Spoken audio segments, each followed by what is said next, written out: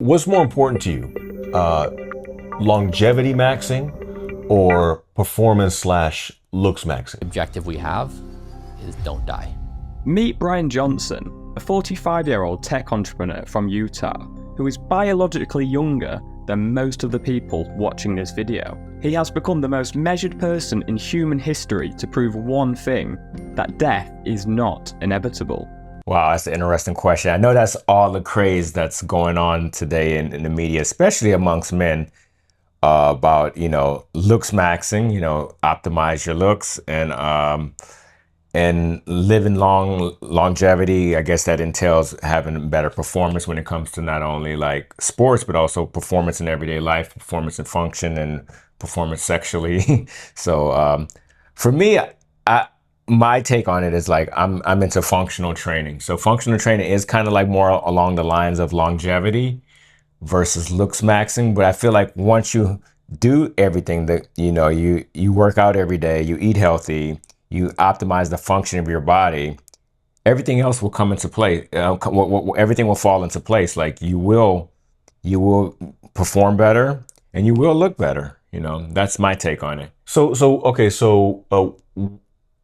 In your worldview, what falls under the longevity maxing versus the looks or performance maxing? Because looks and performance, I guess you're looking at temporary fixes. A performance max or a looks max is something to win a competition right now. Looks maxing is to win the attention competition, whatever a guy wants to do. Yeah, no.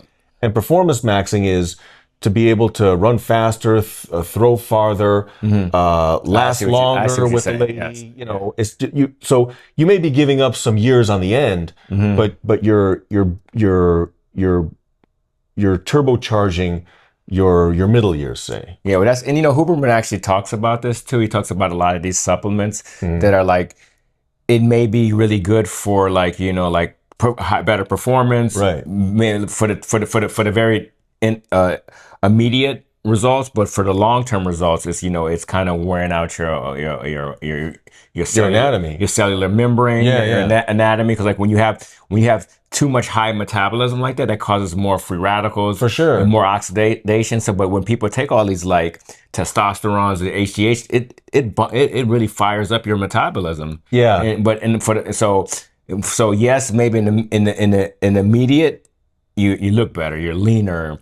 Maybe performance-wise, if you're like a bodybuilder or something like that, or you're a wrestler or a UFC guy, you're gonna perform a little bit better. But for long-term, you want to kind of not have super high metabolism, because that really causes a lot of free radicals. And for more and more of the studies that's coming out, pretty much that is like the key to why people die, why do people age, is because free radicals cause oxidation and leads to inflammation. And that wreaks havoc on all our systems in our body. Right. So longevity then is we're talking about how to live your longest best life. Longest best life. As opposed to performance maxing or looks maxing, where you're looking to live your best life and not really looking too much at the long term. Yeah. Okay, so how much short-term maxing, I guess we'll call it, should be included in a longevity maxing plan? Well, I think no matter what, if you have a good solid longevity plan. So going back to your first question, I'm more aligned with longevity versus performance and looks maxing. So I think with any longevity plan, it is going to optimize your looks. If you're exercising every day, even, like moderately, because that's what they really recommend for longevity, is not moderately working out consistently, is strength training, cardiovascular training, mobility training. That tends to be the formula for people that live the long, especially like the people in the blue zones.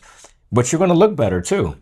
Yeah, you're definitely going to look better. You're going to look healthier. You're going to look more vibrant. You're eating smaller meals. You're not. Which are the blue zones?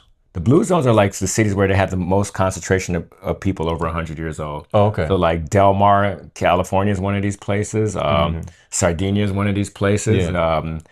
Okinawa, Japan is one of these places, and I forget the other cities that they studied. So, like right now, I'm on this peptide called the Wolverine stack, which is one is a BPC 157, and the other one is TB 500. Okay. And what these two are supposed to do is supposed to do tissue repair. One of those, BPC 157, it's a peptide that exists in your gut. And what it does is, because you have to imagine that your stomach in particular is this sac, this flesh sac, that's filled with acid, corrosive acid, that if you stuck your hand in there, it wouldn't take long for you just to have bones and not fingers anymore. Wow. So it's serious acid. But we got a mucus layer protecting the meat of the stomach. But still, we're going to get damage, because sometimes the acid stays in our stomach a little longer because we're digesting food a little differently, and that's going to cause damage to the stomach lining. So this BPC 157 is a molecule, a peptide that exists in your gut lining to repair it. So what they've started doing, I guess 15, 20 years ago, is they started injecting it into people who had some kind of soft tissue mainly. Some degenerative stuff, bone stuff too, but mainly soft tissue.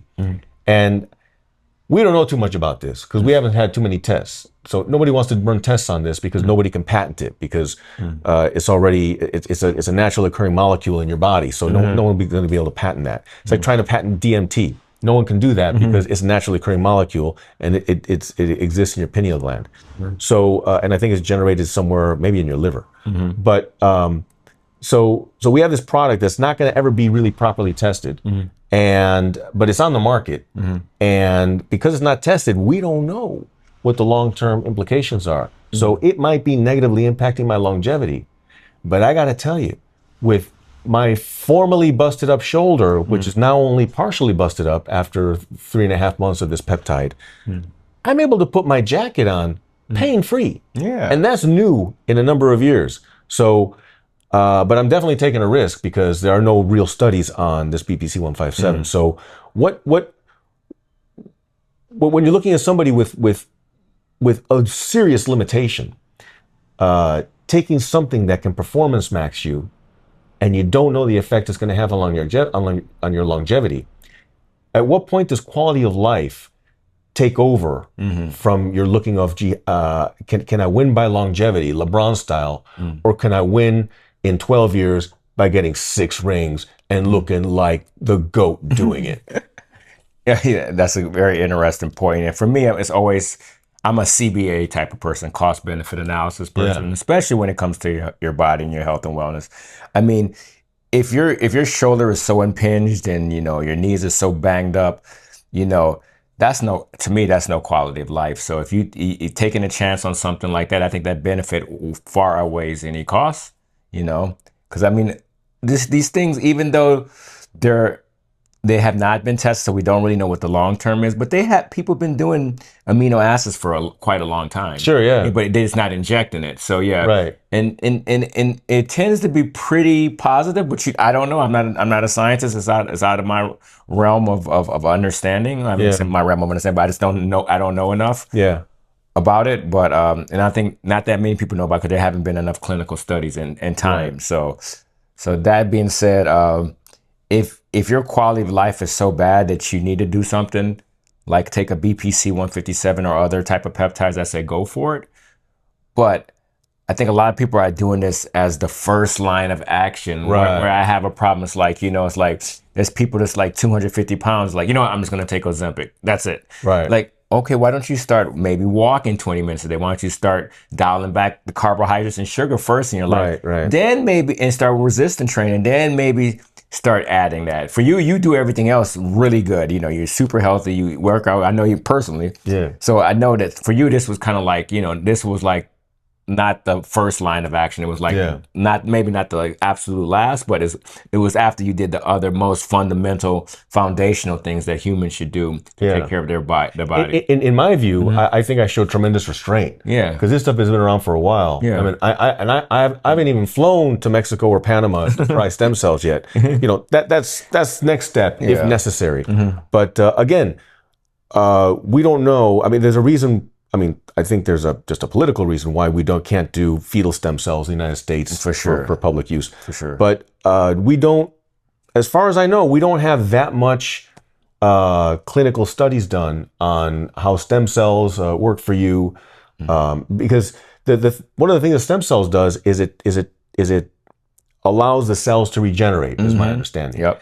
But and it kind of puts them on max as far as regeneration, and that's why people get such good effects. In fact, you know, you have those UFC fighters that have the worst joint debilitation because of the nature of their sport. They go to these clinics and, you know, they can fight for another 5-10 years. You know, it's like a miracle with these stem cells. But the same action that the stem cell has on your damaged cells is the same action that cancer cells have on tumors. You know, it just turns off the shutoff mechanism and it just grows out of control. So we don't know what we're doing with these stem cells either. Yeah. So there's just a lot of stuff that we don't know. That is the problem. Like you don't know what's happened to you cellularly with a lot of the stem cells, and also with the peptides. A lot of it is you know, it affects the way your endocrine system operates. You know, because your endocrine system creates a lot of these things naturally, a lot of these hormones and stuff like that. If you have a foreign substance in doing it, how does that affect the balance of your endocrine system, or how your endocrine system approaches things? Because, you know, your body, like, you know, endocrine system's like, oh, you know, you're fully satisfied in that area because you're taking a peptide, so we're just going to shut off. We're not going to work in that way anymore. Yeah. And so people don't know. Yeah. I'm not entirely sure that an amino acid chain like a peptide would necessarily respond.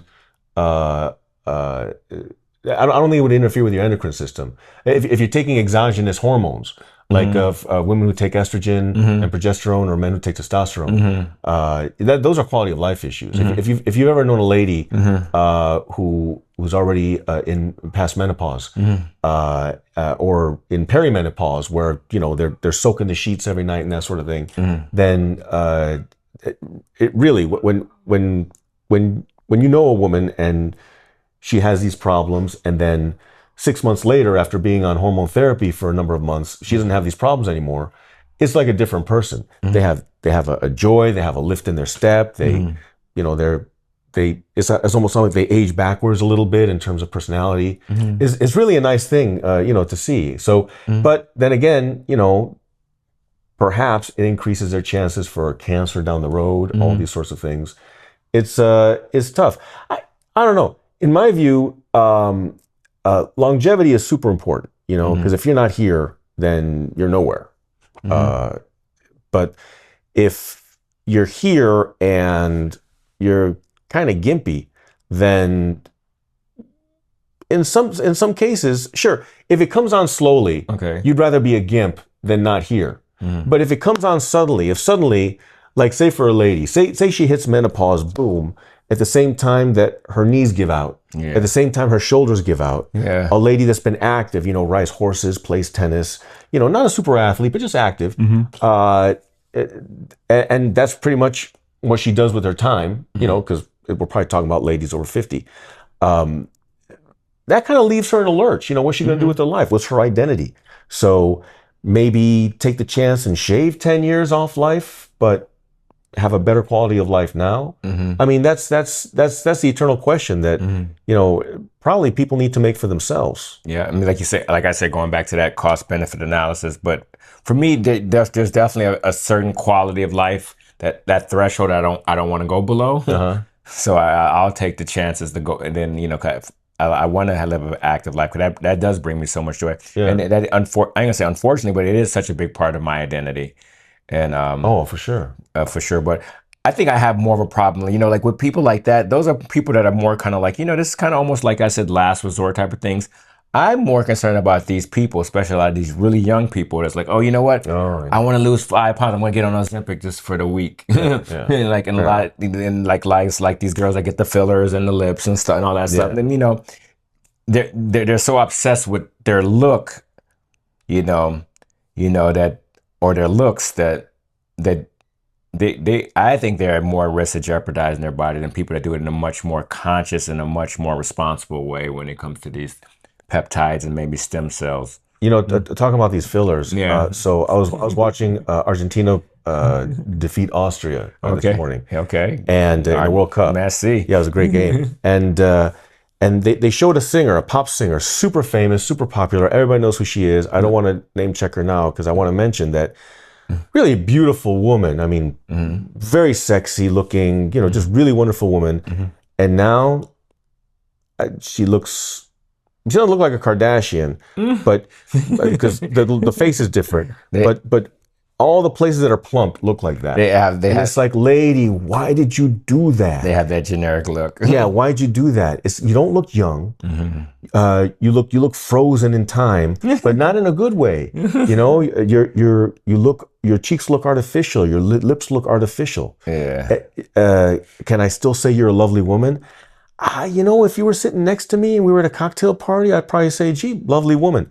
But because I'm in LA, half the women look like that now. Yeah. But no, that's a miss. Yeah, I think that's like I'm saying, going back to the looks maxing thing and this obsession with looks.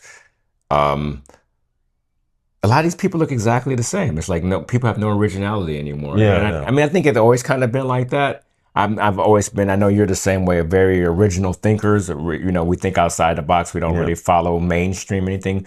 But most people, it's like they have a uniform. Yeah. And it's like these women have uniformed uniformed faces. Yeah.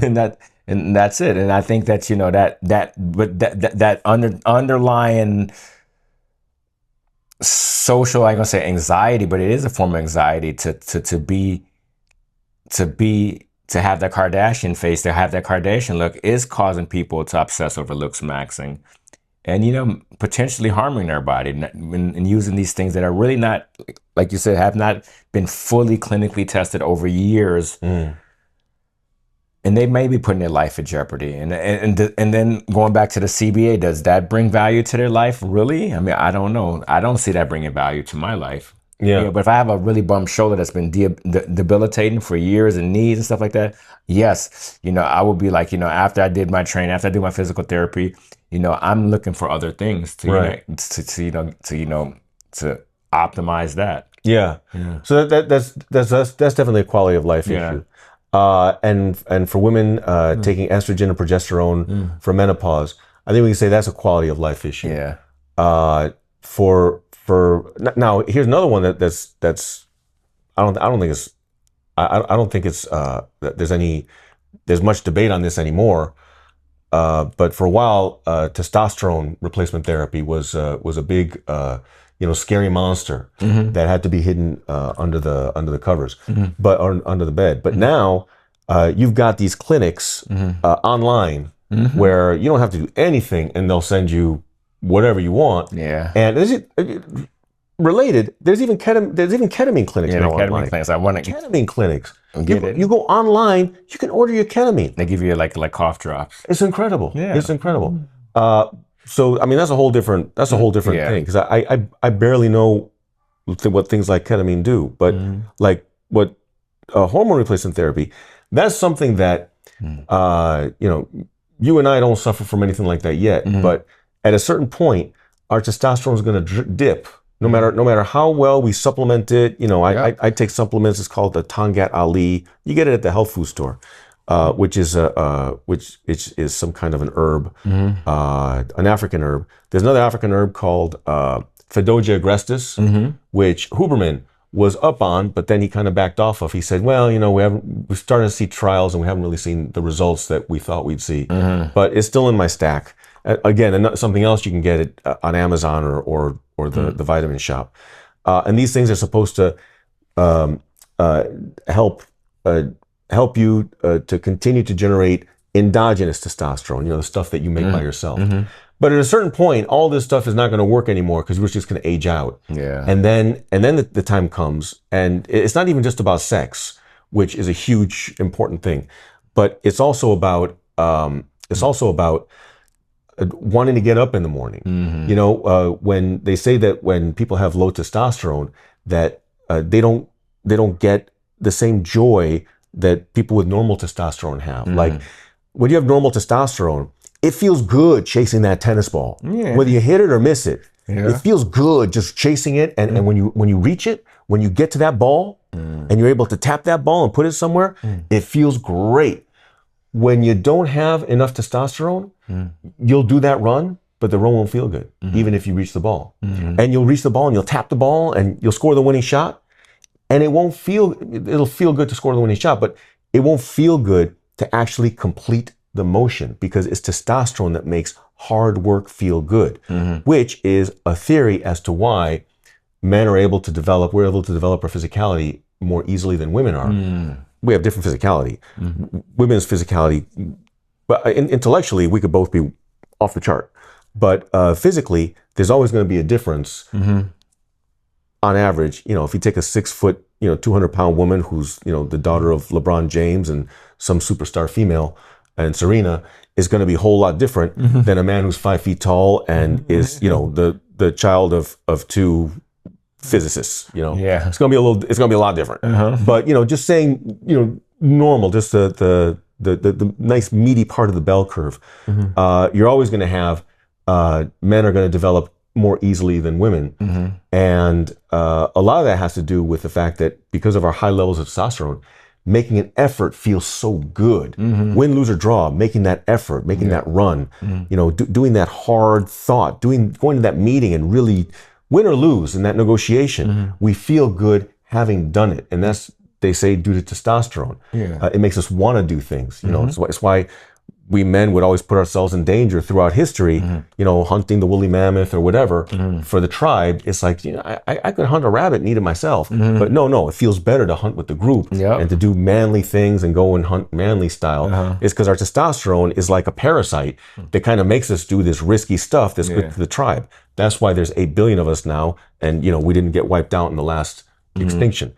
But there's going to come a time when you and I, you're going to be saying, gee, George, I kind of feel, it might be 10 years, 15 years from now, but you'll be, I don't know, I don't feel too good for tennis today. And I'll say, no, Rich, I don't feel too good either. And then merely what we're probably missing is our T is probably dropped to some really low levels. So at that point, it's not really longevity maxing because it's quality of life. Because you'll live longer with lower testosterone than higher.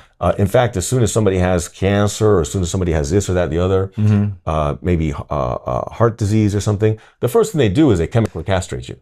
They're like, we got to suck all that testosterone out of your body by giving you these hormones or these anti-hormones, I guess, just to get that testosterone to zero, just so you can live an extra 5 years. And at what point do you say, no, I'm good? Yeah, I think that's a case by case, decision.